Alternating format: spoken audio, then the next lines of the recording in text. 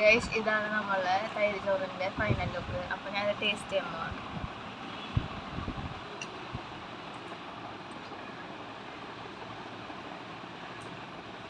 നല്ല ടേസ്റ്റ് ഉണ്ട്. എല്ലാവരും വീട്ടിൽ ട്രൈ ചെയ്ത് നോക്കണം. അത്രയാണ്. ബൈ.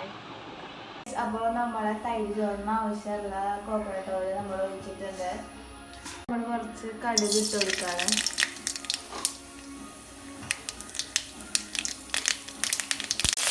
വേപ്പിലൊക്കെയുണ്ട്.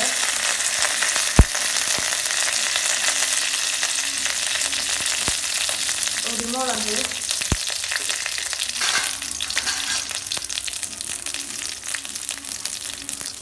നമ്മളൊരു വറ്റൽമുളക്, 2 വറ്റൽമുളക് കട്ട് ചെയ്തിട്ടുണ്ട്.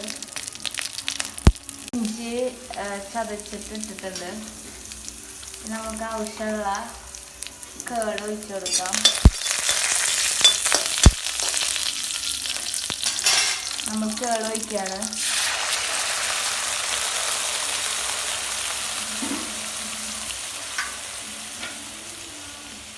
ആവശ്യമുള്ള കുറച്ച് സോൾട്ട് ഇട്ടു. നമ്മൾ ആവശ്യത്തിന് മഞ്ഞൾപ്പൊടി ഇട്ട് കൊടുക്കാണ്. നമ്മളത് മിക്സ് ചെയ്യണം.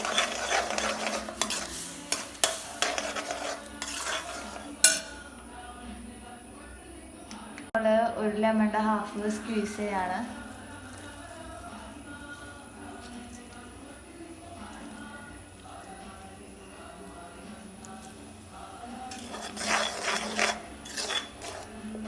ആവശ്യമുള്ള റൈസ് ഇട്ട് കൊടുക്കാണ്.